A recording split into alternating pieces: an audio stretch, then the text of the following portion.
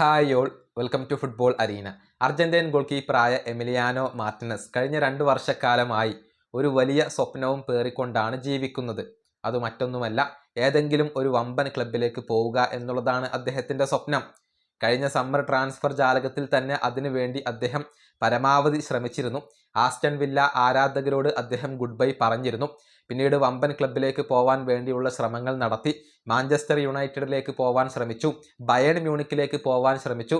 എന്നാൽ അതൊന്നും ഫലം കണ്ടില്ല. അങ്ങനെ കഴിഞ്ഞ സീസണിൽ അദ്ദേഹം ആസ്റ്റൺ വില്ലയിൽ തന്നെ തുടരുകയായിരുന്നു. ഈ സമ്മർ ട്രാൻസ്ഫർ ജാലകത്തിലും ഏതെങ്കിലും ഒരു വമ്പൻ ക്ലബിലേക്ക് പോവാൻ വേണ്ടിയുള്ള എമിയുടെ ശ്രമങ്ങൾ തുടർന്നിരുന്നു. ഇറ്റാലിയൻ വമ്പന്മാരായ യുവന്റസ് അദ്ദേഹത്തെ സ്വന്തമാക്കാൻ വേണ്ടി സജീവമായി രംഗത്തുണ്ടായിരുന്നു. അങ്ങനെ യുവന്റസിലേക്ക് പോകാൻ കഴിയും എന്നുള്ള ഒരു പ്രതീക്ഷയിലായിരുന്നു എമി ഉണ്ടായിരുന്നത്. പക്ഷെ അതും നടന്നിട്ടില്ല. ഫാബ്രിസിയോ റൊമാനോ ഇന്നലെ സ്ഥിരീകരിച്ചു കഴിഞ്ഞിട്ടുണ്ട്, യുവന്റസ് ഈ ഡീലിൽ നിന്നും പിൻവാങ്ങിക്കഴിഞ്ഞു.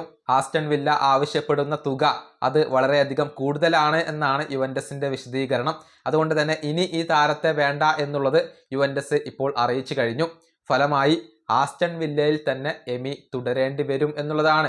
തുടർച്ചയായി 2ാമത്തെ ട്രാൻസ്ഫർ ജാലകത്തിലാണ് അദ്ദേഹം ഇപ്പോൾ ട്രാൻസ്ഫർ നടത്താൻ പരാജയപ്പെടുന്നത്. പല ക്ലബ്ബുകൾക്കും അദ്ദേഹത്തിൽ താല്പര്യമുണ്ട്, പക്ഷെ അദ്ദേഹത്തെ സ്വന്തമാക്കാൻ ആർക്കും സാധിക്കുന്നില്ല എന്നുള്ളത് നിരാശാജനകമായ ഒരു വസ്തുതയാണ്. എമിക്ക് ഇത് നിരാശ നൽകുന്ന ഒരു കാര്യമാണ്.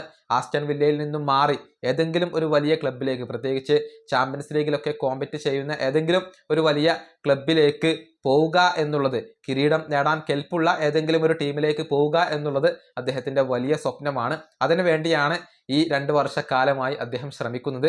പക്ഷെ ഇപ്പോഴും ആ മോഹം പൂവണിഞ്ഞിട്ടില്ല എന്നുള്ളതാണ് ഒരു വസ്തുത.